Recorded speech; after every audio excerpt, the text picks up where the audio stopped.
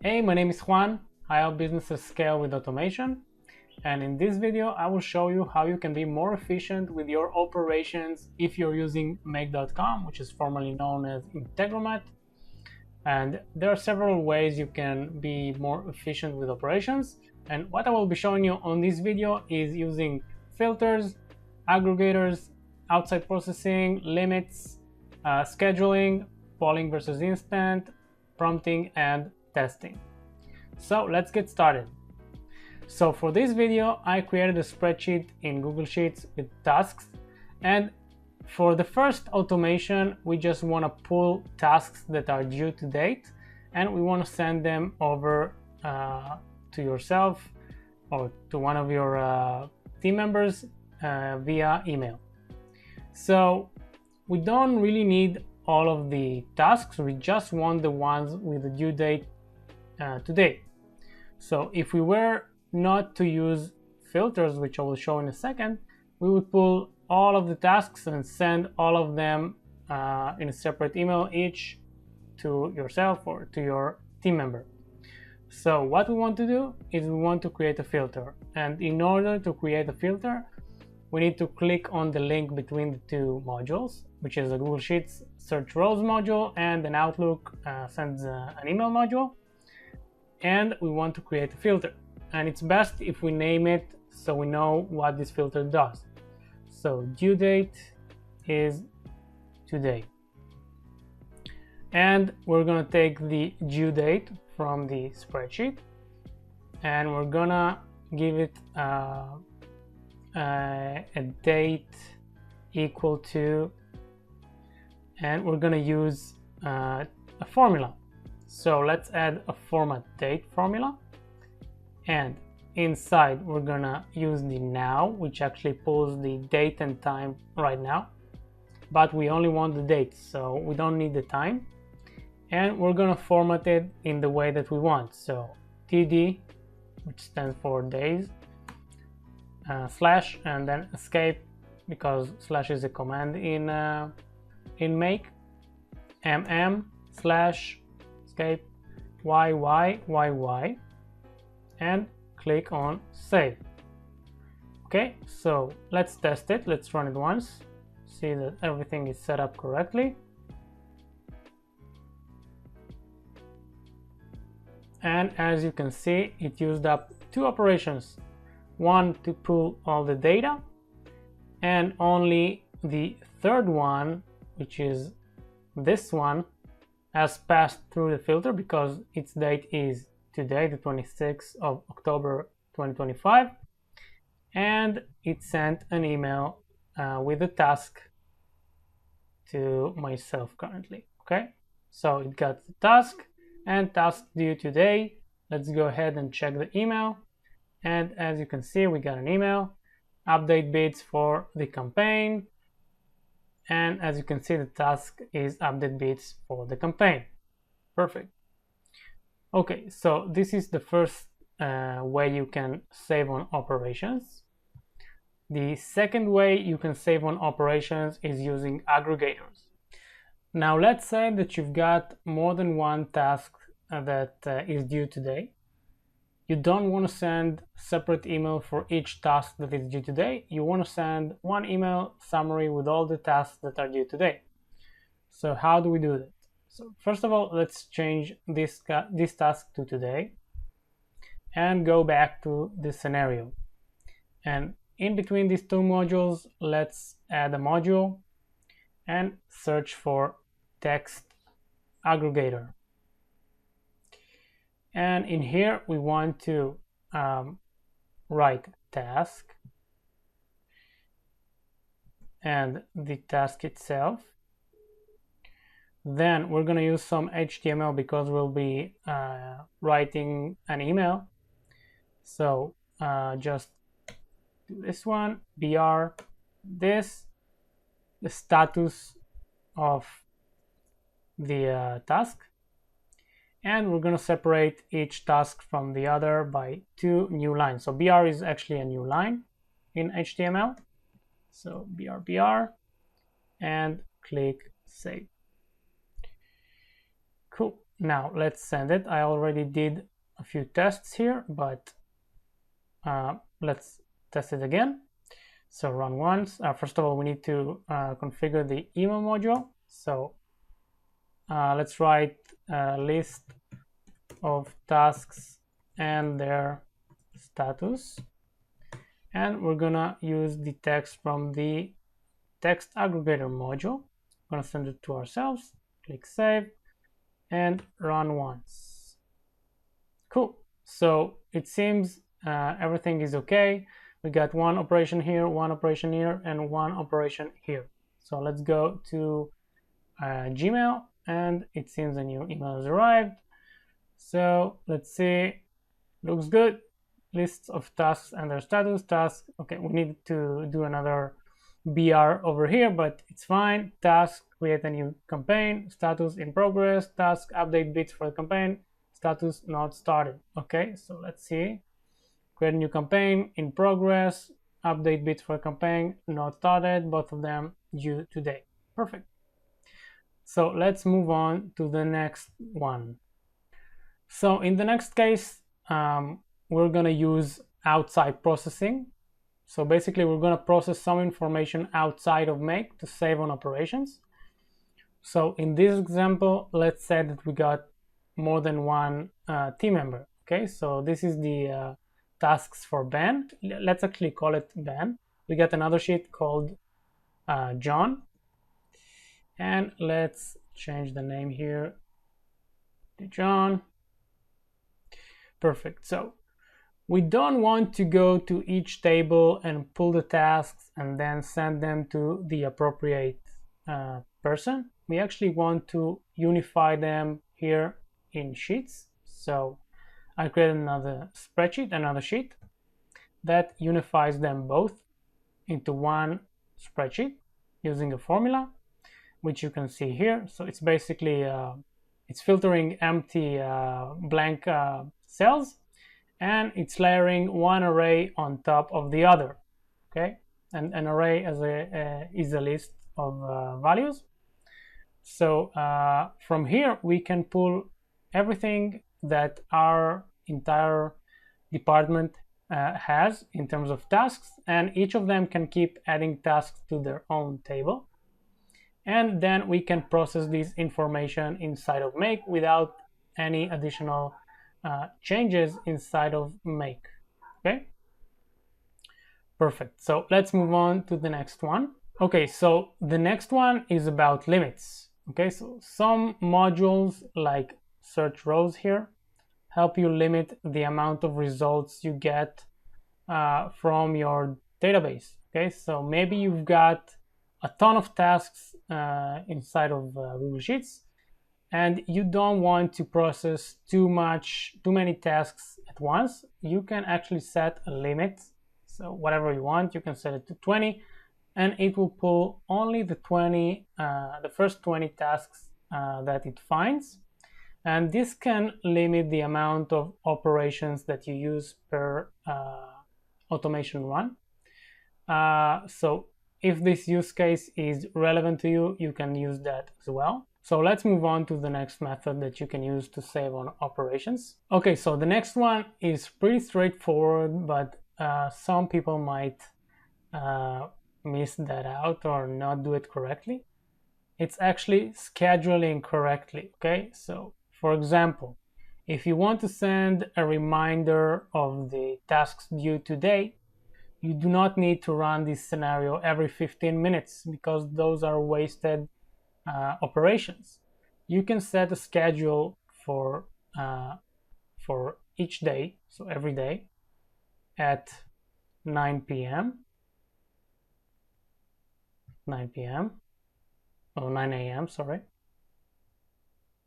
Click on save, and yeah, I won't activate it right now, but this would save you a ton of operations. Okay, so each time the scenario runs, even if it doesn't find anything, the first module will use an operation. So if you run it every 15 minutes, that's going to be a lot of operations every month. But if you run it daily, the maximum is 31 operations or 30 depending on the month.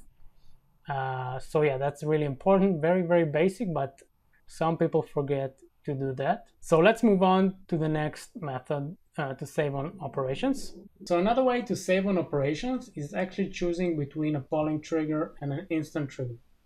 And it's kind of related to what I said before about scheduling. So what we're using right now is a polling trigger. You can see it by the clock icon over here. It's basically a trigger that goes ahead and checks your source every once in a while, depending on the schedule that you set for the scenario, for any changes. And whether it finds ones or not, it will run each time you set it to run, and it will use an operation. Another way you can do that, you can pull information, is by using an instant trigger. So an instant trigger doesn't need to go ahead and look at the source. It will be automatically triggered every time there is a new event at the source. And this is called a webhook. So a webhook is basically a link or an address that you give to a service so it can send you information every time there is a new event on that service. Okay, and not all services support webhooks. Many of them do, but not all of them. So, for example, for Google Sheets, you do not have a built-in module that you can use for a webhook. In order to set up a webhook from Google Sheets, you will need to write a little bit of code inside of Google Sheets, but some other services do support webhooks, and you can build a webhook yourself, even if it's not integrated directly with Make to that service. But for example, you can use a service like JotForm, which does support webhooks and is integrated with Make, basically making your life a little bit easier to set it up. So let's go to JotForm, and you can see here it has a module called Watch for Submissions, and you can see the tag instant.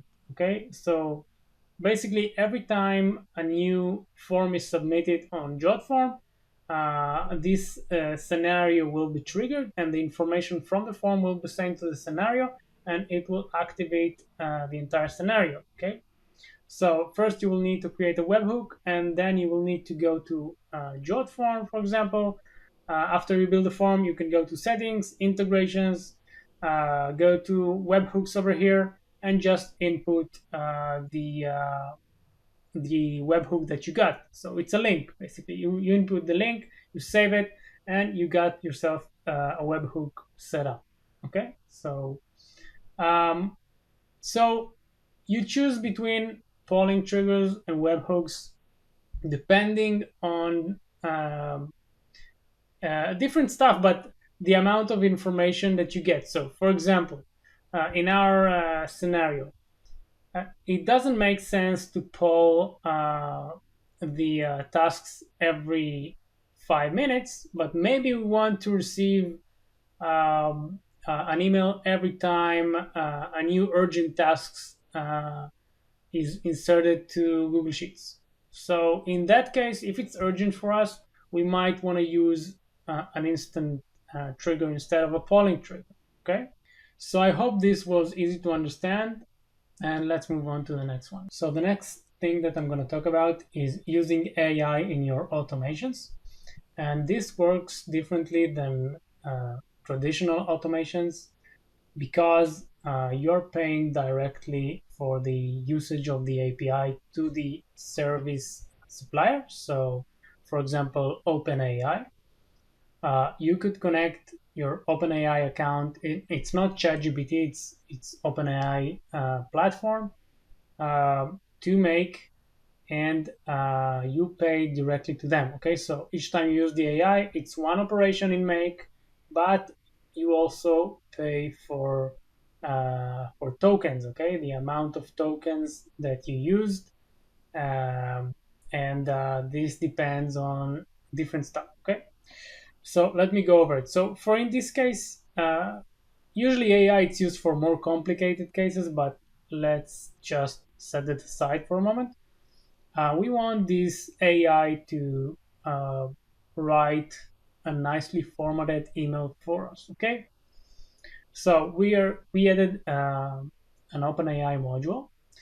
So if we click on it, and it's generate a completion module, the first and one of the most important things is using the right model. Okay, so for example, OpenAI has different models that you can use. Over here you can see there is a list of models that you can use, and each model has a different pricing. Okay, and you can find the pricing by just searching for pricing of OpenAI models. Then you can find the pricing, the API pricing over here, and there are big differences sometimes. Okay, so for example, you can see that ChatGPT, not ChatGPT, GPT-5 Mini has an output of uh, $2 per 1 million tokens, whereas GPT-5 has uh, an output of $10 per 1 million tokens.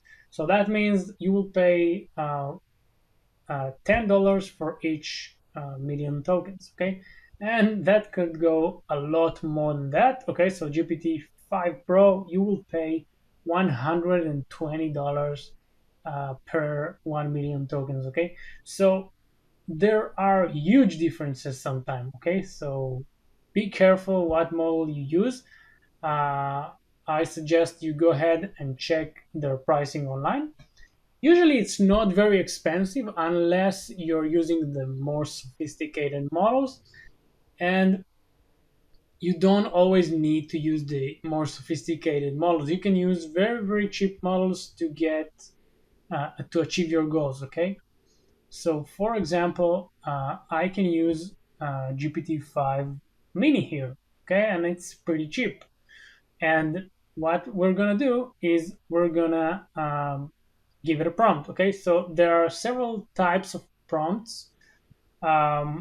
So you can give it a system prompt, which is like uh, letting the AI know who he is and how he should behave. So general guidelines of how he should behave. So for example, you are, let's set it up here. Okay, you are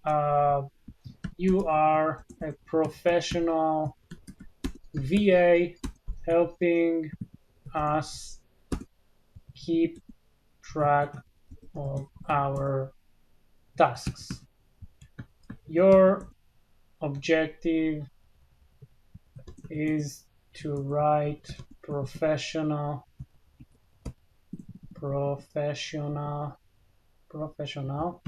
emails every day with the tasks that are due today.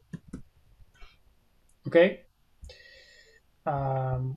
so this is the system prompt, and then you can use a user prompt. So this is like you're talking to ChatGPT. Okay, so this is what you're telling ChatGPT you want to do.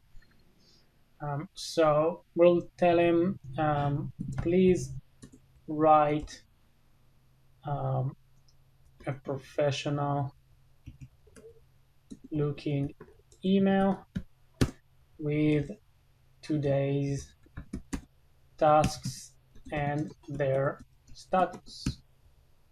Now you gotta be specific with what you tell it, otherwise it can be pretty creative. Okay, and it can be inconsistent and also waste a lot of tokens.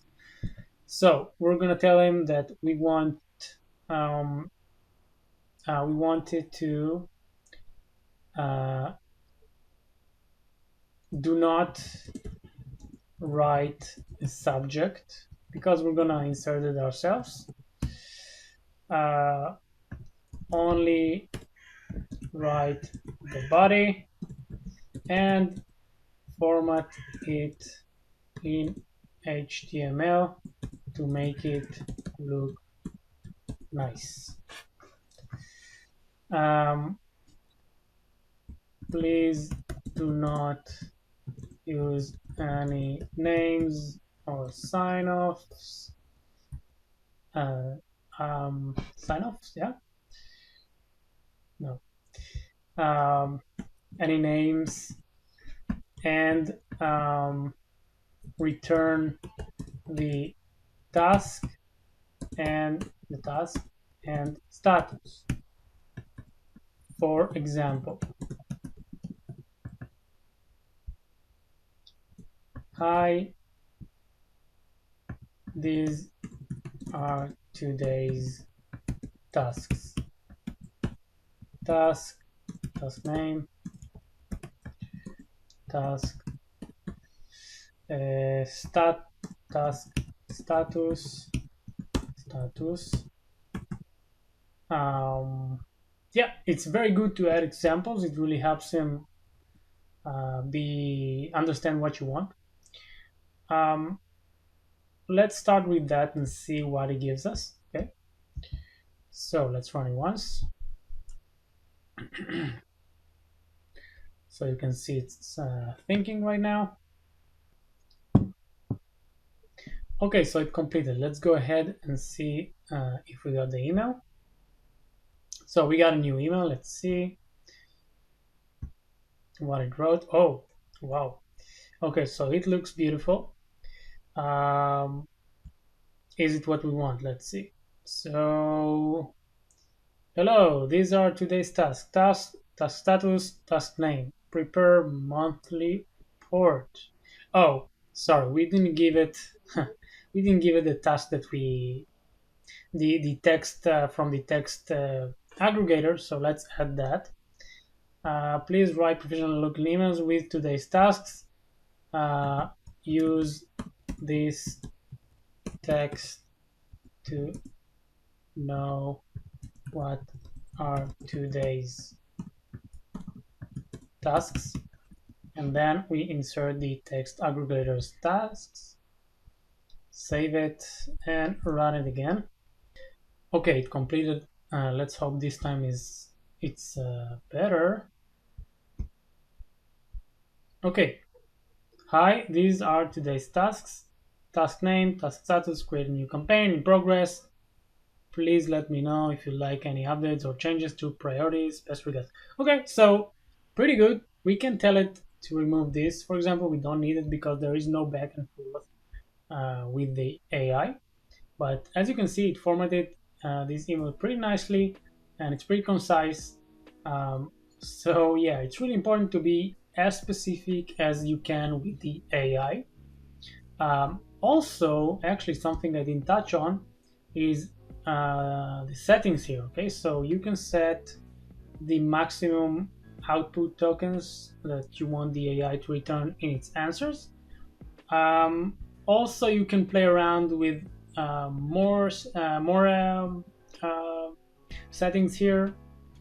You can go ahead and search, like temperature is how creative it is. You can go ahead and search all of this if you want to make it extra accurate. But generally, these are the guidelines. Be as specific as you can, limit it, and you'll get consistent results without spending too much. And also choose the right model. So what I suggest is you test a lower module or model and see if it works. And if it doesn't, go up to a better model or improve your prompt. Okay, test both. So the last thing that I want to touch on is testing. Okay, so when you're building automations, you have got to test it. Okay, and a small thing that you can do is actually not run the entire scenario each time that you want to test it.